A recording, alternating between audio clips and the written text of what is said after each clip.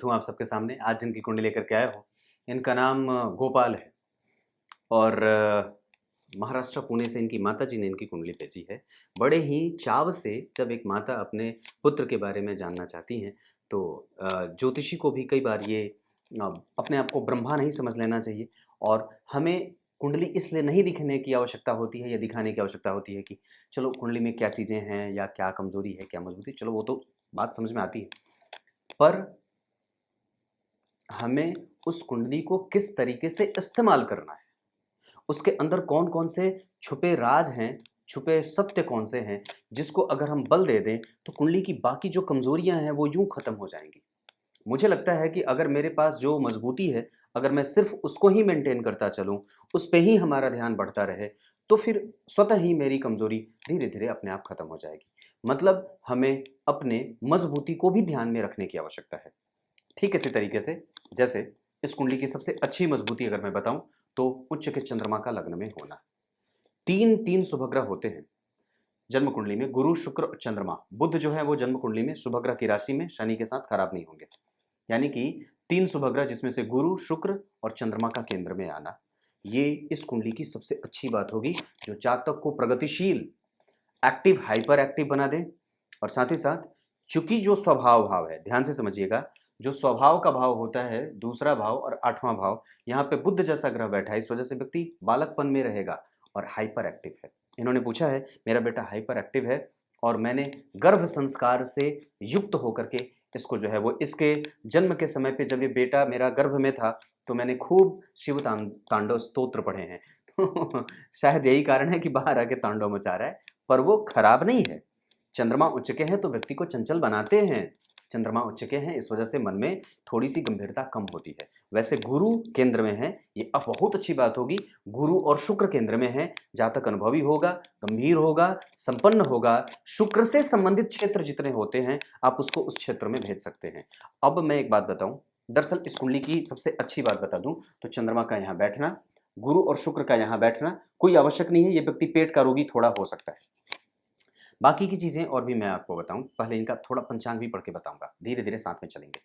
देखिए इस व्यक्ति का जन्म शुक्ल पक्ष के द्वादशी तिथि को हुआ है, मतलब अगर ये चंद्रमा उच्च के हैं और शुक्ल पक्ष के द्वादशी के हैं तो मैं ये बात गारंटी से कह सकता हूं कि व्यक्ति सब कुछ भोग जाएगा। आप इसकी चिंता मत करिए। और जिसने भी फलादेश किया था वो बिल्कुल गलत किया था, चाहे इसके बारे में ये बताया गया हो कि ये नहीं करेगा, ये नहीं करेगा, वो नहीं करेगा, वो सब बिल्कुल झूठे और बेबुनियाद थे। मैं सच्ची बात बताता हूँ। ऐसा इसलिए, हाँ एक बात मैं जरूर कहूंगा कि सूर्य मृतप्राय हैं, डिग्री में राहु केतु के संपर्क में आ रहे हैं, इस वजह से ये बिगड़े नहीं। इसका खाली मतलब इसके संस्कार खराब ना हो, और संस्कार खराब भी नहीं होंगे क्योंकि गुरु लग्न को देख रहे हैं, चंद्रमा केंद्र में बैठे हैं लग्न में, ये भी नहीं होगा। हाँ ये व्यक्ति जो है वो बैलेंस नहीं कर पाएगा, ये व्यक्ति बैलेंस नहीं करेगा, अपनी ऊर्जा का सही तरीके से समायोजन नहीं कर पाएगा। ये इसकी एक कमजोरी होगी। आप इस पे अगर नियंत्रण स्थापित कर लेते हैं तो फिर इसको कोई छू नहीं पाएगा। ये भी बात यही बोल जाता हूं। पौष माह बहुत बढ़िया, उत्तरायण सबसे बेहतर।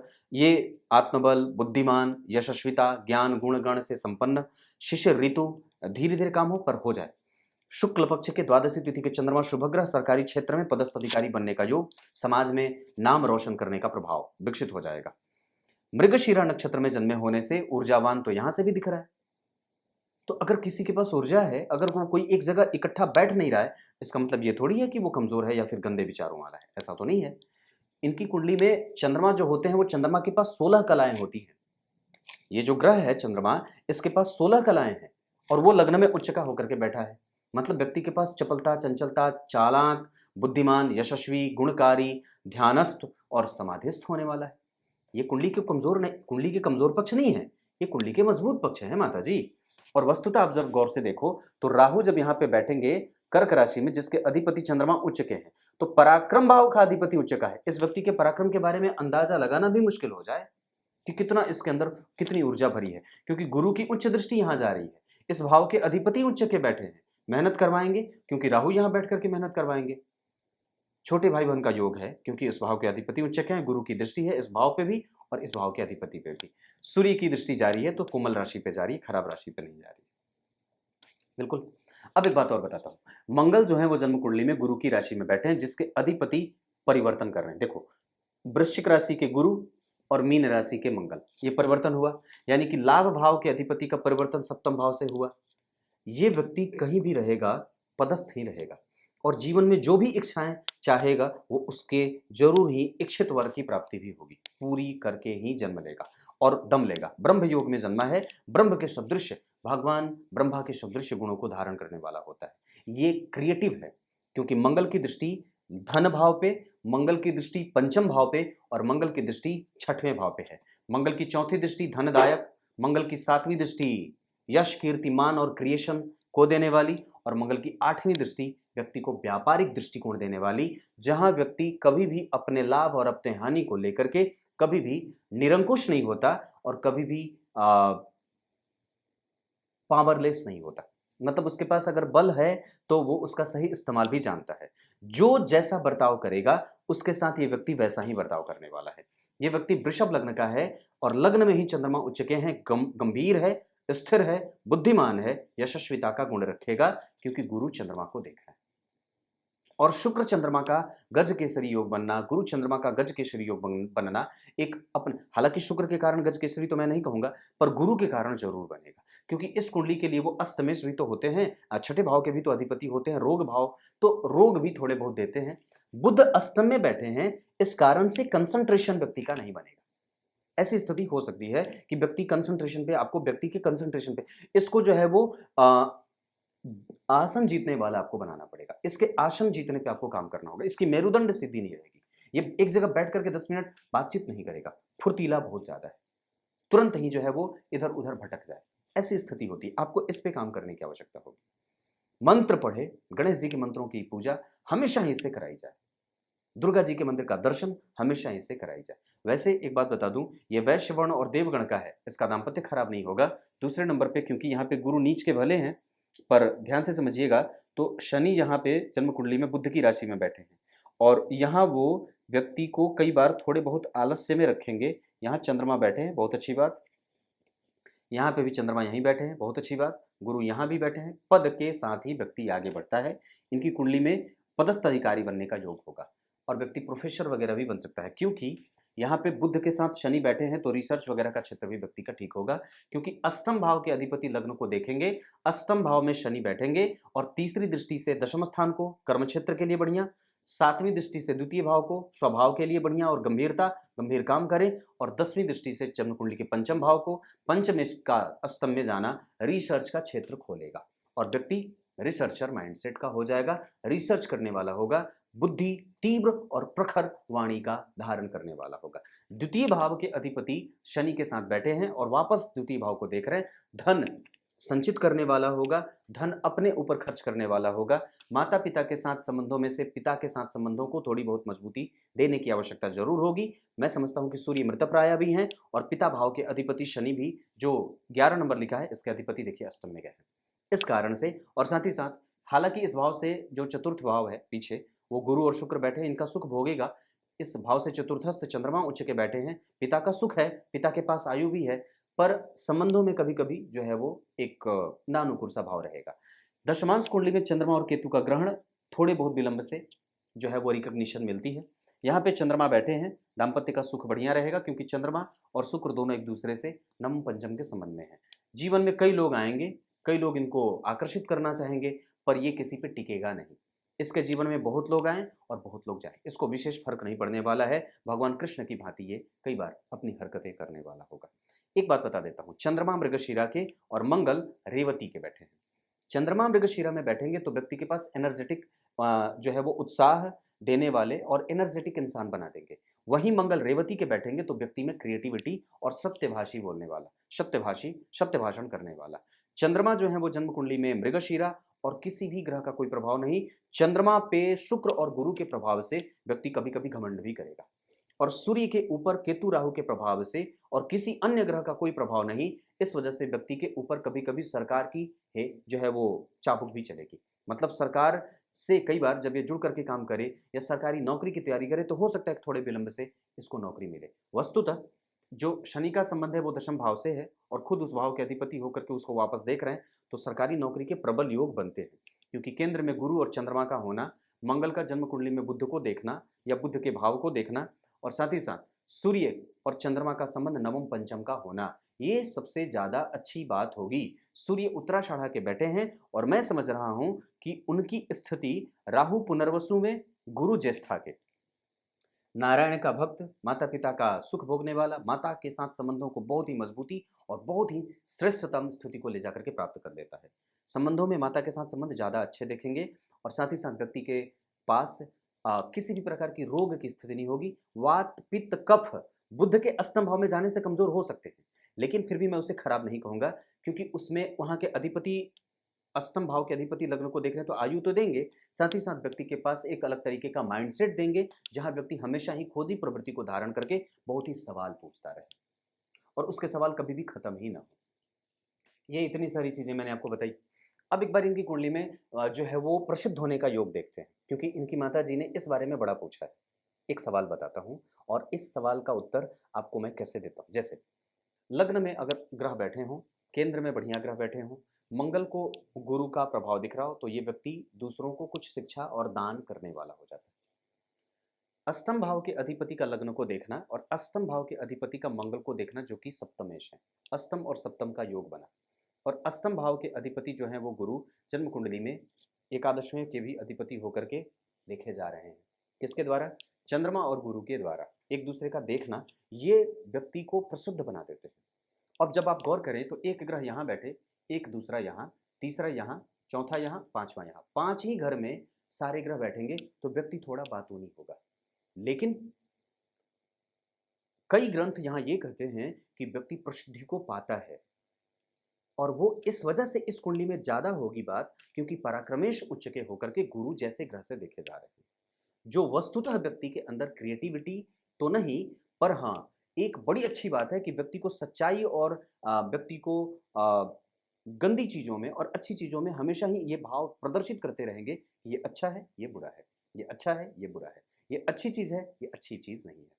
और ये जब ज्ञान व्यक्ति को होता रहे तो मैं समझता हूं कि फिर भी कभी भी परेशान होने वाली कोई बात नहीं। इस व्यक्ति से गणेश जी की पूजा खूब करवाइएगा, देवी दुर्गा की आराधना जरूर होनी चाहिए। इस दिशा के लिए, इस व्यक्ति के लिए जो जातक है उसके लिए दक्षिण दिशा अच्छी होगी, उसके बाद 6 अंक अच्छे होंगे, 6 तारीख अच्छी होगी। इनकी कुंडली के लिए कन्या राशि, मकर और कुंभ राशियां अच्छी होंगी। बच के रहना चाहिए सिंह वालों से और मेष वालों से, मिथुन वालों से, तुला वालों से, धनु वालों से, वृश्चिक वालों से। अगर विवाह करना हो तो वृश्चिक वालों से कर सकते हैं। चंद्रमा वृषभ के बैठे हैं, वृषभ भी चलेगा, कन्या और मकर कुंभ भी चले, मीन राशि भी ठीक ठाक है पर सामान्य है। अब एक बात बताऊं तो शुक्रवार का दिन अच्छा है। नक्षत्रों में मृगशीरा को छोड़ करके रोहिणी, रेवती, उत्तराषाढ़ा, उत्तरा भाद्रपद, उत्तरा फाल्गुनी, उसके अतिरिक्त पूर्वाषाढ़ा भी थोड़ा थोड़ा जो उग्र काम करना हो उसके लिए ठीक रहेगा। मृगशीरा बहुत अच्छी नहीं रहती, पर वो चंद्रमा के कारण दान पुण्य कुछ धर्म वगैरह का काम करना हो तो मृगशीरा को रोक देना चाहिए, दवाइयां वगैरह मृगशीरा में नहीं देनी चाहिए। इसके अतिरिक्त जो है वो पुनर्वसु बहुत अच्छा रहे, पुष्य नक्षत्र अच्छा रहे, हस्त नक्षत्र अच्छा रहे, यात्रा करने के लिए श्रवण और आदि आदि चीजें भी देख सकते हैं। त्रयोदशी तिथि इनके लिए बहुत अच्छी रहेगी। चंद्रमा बहुत अच्छा है, मतलब सब चीज ठीक है। मैं इस कुंडली को घबराने वाली स्थिति में नहीं देख रहा हूँ और मैं नहीं समझता हूँ कि किसी भी तरीके से कुंडली कमजोर है। हाँ, एक कमजोरी जो यहाँ पे चंद्रमा के साथ केतु का ग्रहण में और सूर्य का मृतप्राय हो जाने से देख रहा हूँ। अब इतनी सारी चीजें मैंने बताई आपको, तो अब धन योग बना देते हैं कि कुंडली में कितने धन योग बने हैं। धन भाव के अधिपति का अष्टम में जाना और वापस देख लेना और भाग्येश और दशमेश के साथ बैठना व्यक्ति के जीवन में कर्म धन देते रहेंगे। मतलब ऐसा ये कभी भी नहीं होगा कि काम करता रहेगा और बेचैन रहेगा, ऐसा नहीं है। लग्न में उच्च के चंद्रमा, गुरु से दृष्ट, ये सबसे अच्छी बात, ये सबसे अच्छी बात। किम कुरुवते सर्वग्रह या सुकेंद्र बृहस्पति। तृतीय भाव के अधिपति उच्च के, बहुत बढ़िया। व्यक्ति के पास स्किल रहे तो बहुत अच्छा रहे, डेवलपमेंटल रहे बहुत अच्छा रहे, इंटरनेट से जुड़ करके काम करे तो बहुत अच्छा रहे, दूर देश जाकर के यात्रा करे तो भी अच्छा रहे, घर के निकट भी काम करे तो भी कोई दिक्कत नहीं है। मैं तो समझता हूँ कि कहीं इसको जाना भी नहीं पड़ेगा और ये सबसे अच्छी बात है। पंचम के चतुर्थ के अधिपति का माता से, माता को सुख दे। पंचम के अधिपति अष्टम में पुत्र का सुख, दाम्पत्य का सुख, पत्नी का प्रेम थोड़ा कम हो, और लेकिन व्यक्ति खोजी प्रवृत्ति का होता है और कई बार व्यक्ति रिसर्च के क्षेत्र में बहुत अच्छा काम करता है, स्किल बहुत अच्छी होती है, वाणी बहुत अच्छी होती है, तकनीक का ज्ञान बहुत अच्छा होता है और बहुत ही ज़्यादा व्यक्ति एक तरीके से ये कह सकते हैं कि पेपर वर्क बहुत बढ़िया करने वाला होता है, ड्राइविंग स्किल बहुत अच्छी होती है। छठवें भाव के अधिपति का लग्न को देखना, ये प्रतियोगिता जोड़ेंगे और रोग भी देंगे, थोड़ी बहुत समस्याओं के साथ। पेट की समस्या व्यक्ति को बन सकती है, वात जनित समस्या भी कभी कभी देख रहा हूं। सप्तम भाव में के अधिपति का यहां जाना, ये महाभाग्यशाली योग बनेगा और मैं समझता हूं कि व्यक्ति के इच्छाओं की पूर्ति होती रहेगी। अष्टम भाव के अधिपति का लग्न को देखना आयु दे, चंद्रमा देख रहे हैं, इस वजह से व्यक्ति सुखद मानसिकता का होता है, कभी किसी को तकलीफ नहीं देना चाहता, अनुभवी है, घमंडी हो सकता है, ईगोइस्टिक नेचर पालेगा, कभी किसी की सुनेगा नहीं, कई बार ऐसा हो जाएगा। नवम भाव और दशम भाव के अधिपति शनि अष्टम में बैठे हैं, पिता के साथ संबंध थोड़े कमजोर हो सकते हैं, इस पे ध्यान देने की बात है। पिता के साथ जितना ज्यादा हो सके मित्रवत व्यवहार रखे तो ज्यादा अच्छी बात होगी। एकादशवें के बाद 12वें भाव के अधिपति का लग्न को देखना समस्त इच्छाओं की पूर्ति करवाएंगे। अब एक बात आपको मैं ग्रह के संबंधों से बताता हूं, जैसे गुरु और शुक्र एक साथ बैठे, ये छठे और ये आठवें, तो छठवें और आठवें भाव के अधिपति होते हैं, लेकिन लग्नेश और लाभेश भी तो होते हैं। इसका मतलब है कि हमें ये जो दोनों मूल त्रिकोण राशियां बन रही हैं, इसका असर यहां पे ज्यादा देखने को मिलेगा। मतलब यह है कि हमें दाम्पत्य को शुरू करने से पहले विचार करने की आवश्यकता होगी, क्योंकि यहां पे छठे भाव का परिणाम, चूंकि ग्रह मूल त्रिकोण राशि का परिणाम ज्यादा करता है, तो यहां पे मूल त्रिकोण राशियां जो है वो फंस रही हैं। इस कारण से काम विलंब से हो, रोजगार देर से मिले, विपरीत स्थिति का निर्माण होगा, ये एक आम बात होगी। पर किसकी दशा में? गुरु और शुक्र की दशा में ऐसा संभव है। इसके अतिरिक्त व्यक्ति के पास पराक्रम है। अब एक बात और, सूर्य जो अगर मृतप्राय नहीं होते और राहु केतु के संपर्क में नहीं होते और किसी एक शुभ ग्रह के प्रभाव में होते तो अच्छी बात होती, पर सूर्य के पास कमजोरी है। इस वजह से व्यक्ति कई बार अपने पिता का सही तरीके से ख्याल नहीं रख पाता, या कई बार पिता बीमार हो जाते हैं, या कई बार पिता के साथ संबंध कमजोर होने के अतिरिक्त व्यक्ति हड्डी का रोगी हो जाता है, दंत रोगी हो जाता है, नेत्रों में समस्या हो जाती है, बालों से संबंधित समस्या होती है, और कई बार अपच, एसिडिटी, कब्जियत आदि की समस्या हो जाती है। उस मंगल के ऊपर किसी भी पापक ग्रह का कोई प्रभाव नहीं है, लेकिन राहु केतु देख रहे हैं, ये सबसे ज्यादा कमजोरी वाली बात होगी। मतलब हमें सूर्य की उपासना और व्यक्ति के जीवन को अनुशासित रखने पे बल देना होगा। अब ग्रह के बल पे आता हूं। चंद्रमा इस कुंडली में सबसे ज्यादा हाइपर एक्टिव बनाएंगे जातक को, और बहुत अच्छे हैं, ये दूसरे नंबर के सर्वाधिक बलवान ग्रह के रूप में उपस्थित होंगे। और सूर्य जो है वो जन्म कुंडली में सबसे ज्यादा अच्छे बन रहे हैं। मैं समझता हूं कि आपकी कुंडली में बुध सबसे ज्यादा बेहतर है। गणेश जी की पूजा करवाइए, 3 बार बोल चुका। तो सूर्य शुभदायी हैं, चंद्रमा अच्छे नहीं होते पर फिर भी अच्छा परिणाम करेंगे, मंगल आधा अच्छा आधा बुरा, पर वो जितने भी देंगे अच्छे परिणाम देंगे, व्यक्ति को उस समय कुछ चीजें प्राप्त करवा देंगे और लाभ देंगे। बुध के बाद अगर गुरु शुभदायी हैं, अच्छे परिणाम करेंगे। शुक्र, गुरु और शुक्र इस कुंडली में, मिथुन वृषभ लग्न की कुंडली के लिए शुक्र और गुरु अच्छे नहीं होते, इस वजह से मैंने इनको टारगेट करा था। तो ये दोनों अगर देखेंगे तो थोड़ी बहुत शुभ लक्षणों के अनुकूल होने के बावजूद थोड़ी बहुत प्रतिकूलता भी देखने को मिलेगी, जैसा कि मैंने कहा है।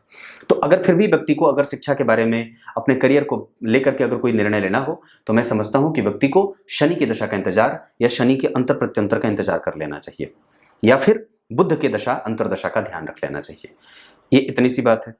शुक्र जो है वो अशुभ है, शनि भी, गुरु भी अशुभ है, पर शुभदायी है शनि, राहु और केतु, ये तीनों आपकी कुंडली में अच्छे रहेंगे। मतलब आपको घबराने जैसी कोई बात नहीं है राहु और केतु की दशाओं में। अभी इनकी कुंडली में मंगल की दशा है, आगे आ रहे हैं राहु, घबराना नहीं चाहिए, इसको ट्रेंड करिए। और कभी कभी थप्पड़ भी लगाना मत भूलिएगा, क्योंकि सूर्य राहु के साथ है, तो कभी कभी व्यक्ति जो है वो इलीगल अथॉरिटी, इलीगल एक्टिविटी करता है, तो हमें उस पर थोड़ा सावधान होना होगा। और निस्संदेह ये बैलेंस बनाने में दिक्कत महसूस करेगा। मतलब धर्म, मोरालिटी, रिचुअल्स, धर्म, संस्कृति, सभ्यता और पुराण आदि का अध्ययन इसको कराते रहिए, और हमेशा ही मंदिर का दर्शन इसके जीवन का अभिन्न अंग बनाइए। फिलहाल के लिए इतना काफी है, बाकी की चीजें बाद में भी बताई जा सकती हैं। कुछ इसी तरीके से आज के कार्यक्रम का समापन करते हैं। इसको सरकारी नौकरी के योग इसकी कुंडली में हैं और पदस्थ अधिकारी बनने के भी योग हैं। आपको अभी से ही इस पे अपनी आशा बांध करके रख देनी चाहिए, और निश्चित रूप से इसको धर्म से जोड़ करके रखेंगे तो कभी भी व्यक्ति पथभ्रष्ट नहीं हो सकता है। तब तक के लिए बहुत बहुत नमस्कार।